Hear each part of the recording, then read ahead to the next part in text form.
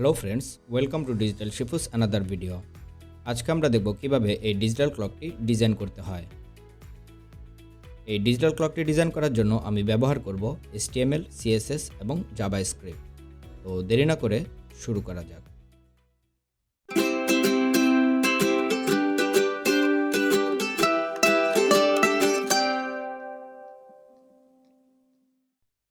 আমার ডেস্কটপ এখানে digital clock নামে একটি ফোল্ডার রয়েছে এবং ফোল্ডারটির ভিতরে কিছুই নেই।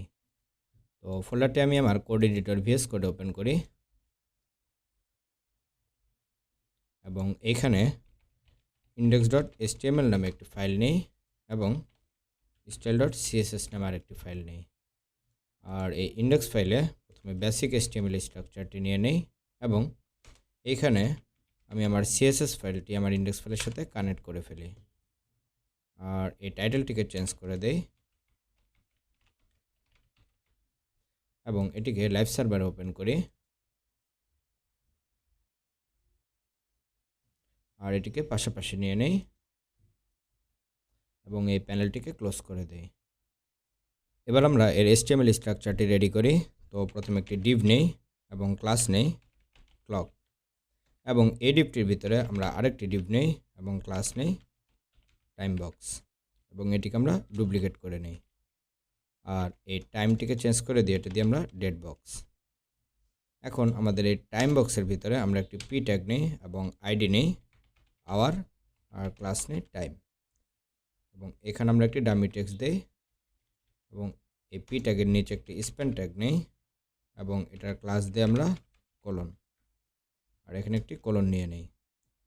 তো এই স্প্যান ট্যাগ আর এই পি ট্যাগ এটিকে আমরা কপি করে এখানে দুইবার পেস্ট করে দেই আর এই স্প্যান ট্যাগটিকে কেটে দেই এবং এই পি ট্যাগটিকে কপি করে আমরা এখানে আরেকবার পেস্ট করে দেই আর এই আইডিগুলোকে আমরা চেঞ্জ করে দেই।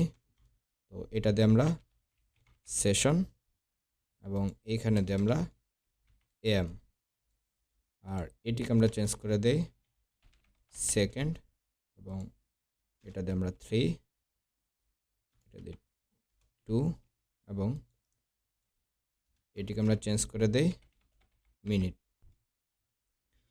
তো এবার আমরা এই ডেট বক্সে একটি পি ট্যাগ নেই এবং আইডি নেই ডেট আর ক্লাস নেই ডেট এবং এখানে একটি আমরা ডামি ডেট দিয়ে দেই।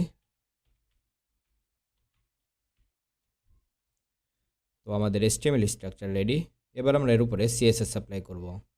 তো CSS অ্যাপ্লাই করার জন্য আমরা আমাদের style.css ফাইলটিতে যাই এবং আমরা প্রথমে মার্জিন এবং প্যাডিংকে রিসেট করে নেই আর এখানে যে ফন্টটি ব্যবহার করব সেই ফন্টটিকেও নিয়ে নেই। আমরা fonts.google.com এ যাই আর এখানে সার্চ করি জোসেফিন এবং এটাতে যাই আর এখান থেকে আমরা রেগুলার,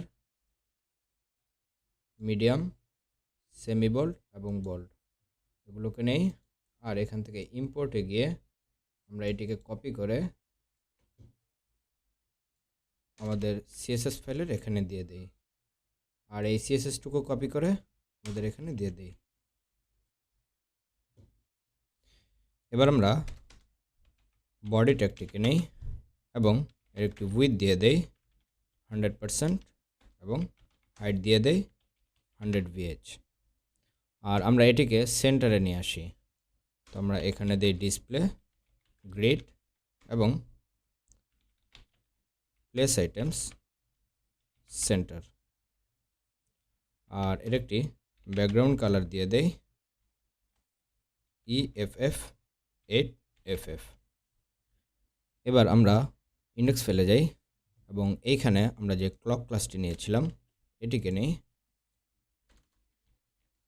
আর এর ডিসপ্লে করে দেই ফ্লেক্স এবং ফ্লেক্স ডিরেকশন কলাম,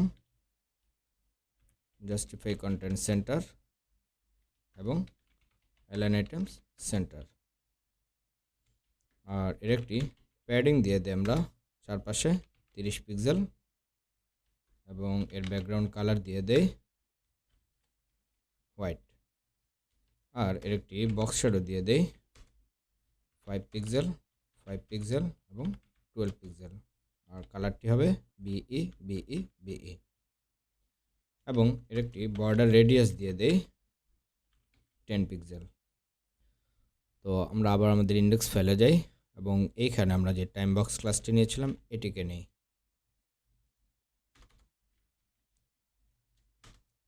এর ডিসপ্লে করে দেই ফ্লেক্স, জাস্টিফাই কন্টেন্ট সেন্টার এবং অ্যালাইন আইটেমস সেন্টার, আর এর একটি ফন্ট সাইজ দিয়ে দেই 38 পিক্সেল এবং এর ফন্ট ওয়েট হবে 700, এবং এদের মাঝে একটি গ্যাপ দিয়ে দেই 4 পিক্সেল।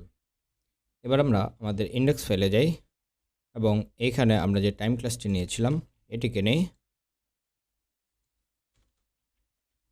আর এর একটি ব্যাকগ্রাউন্ড কালার দিয়ে দেই 2D96EE, এবং এদের লেখার কালার হবে হোয়াইট, আর এদের একটি উইডথ দিয়ে দেই 70 পিক্সেল এবং এদের হাইট হবে 65 পিক্সেল, এবং আমরা এগুলোকে সেন্টারে নিয়ে আসি। তো আমরা এখানে দিই display flakes, justify content center এবং অ্যালাইন আইটেমস সেন্টার, আর এদের একটি বর্ডার রেডিয়াস দিয়ে দেই 5 পিক্সেল। আমরা আমাদের এই সেশনের ব্যাকগ্রাউন্ড কালারটি অন্য একটি কালার দিয়ে দিব। তো আমরা সেশনের যে আইডিটি নিয়েছিলাম সেটি নেই, আর এর ব্যাকগ্রাউন্ড কালার দেই F70168। এখন আমরা আমাদের এই ডেট সেকশনের ডিজাইন করি। তো আমাদের ইন্ডেক্স ফাইলে যাই, আমরা এখানে ডেট একটি ক্লাস নিয়েছিলাম এটিকে নেই, আর এর ফন্ট সাইজ দিয়ে দেই 18 পিক্সেল এবং মার্জিন টপ দিয়ে দেই 15 পিক্সেল, আর এর ফন্ট ওয়েট দিয়ে দেই 500। তো আমাদের CSS অ্যাপ্লাই করাও শেষ। এবার আমরা এর উপরে জাভাস্ক্রিপ্ট অ্যাপ্লাই করব। আমাদের ইন্ডেক্স ফাইলে যাই এবং এখানে আমরা স্ক্রিপ্ট ট্যাগটিকে নেই আর একটি ফাংশন ডিক্লেয়ার করি এবং এর নাম দেই শো টাইম, এবং এই ফাংশনটির ভিতরে আমরা একটি ভেরিয়েবল ডিক্লেয়ার করি ডেট, এবং এখানে আমরা ডেটটিকে নিয়ে নিই, আর এখানে আমরা আরেকটি ভেরিয়েবল ডিক্লেয়ার করি এজ, এবং এটিতে আমরা আওয়ার্সকে স্টোর করে নেই ডেট ডট গেট আওয়ার্স, এবং সেমভাবে আমরা মিনিট এবং সেকেন্ডকেও স্টোর করে নিই ভেরিয়েবলে। তো let m equal date dot get minutes, এবং এটি হবে let s equal date dot get seconds, এবং এখানে আমরা আরেকটি ভেরিয়েবল ডিক্লেয়ার করি সেশন এবং এর ভ্যালু দেই এম। তো এবার আমরা আমাদের এই পি ট্যাগগুলোকে নিয়ে নেই। তো এখানে নেই document dot get element by ID, এবং আমাদের এই পি ট্যাগে আমরা আইডি দিয়েছিলাম আওয়ার, তো এটিকে নেই এবং এর ইনার টেক্সট হবে ইকুয়াল আওয়ার, এবং এটিকে আমরা কয়েকবার ডুপ্লিকেট করে নেই, আর এই আইডিগুলোকে আমরা চেঞ্জ করে দেই মিনিট, এটা হবে আমাদের সেকেন্ড, এটা হবে সেশন, এবং এটা হবে আমাদের ডেট, এবং এটা হবে আমাদের মিনিট সেকেন্ড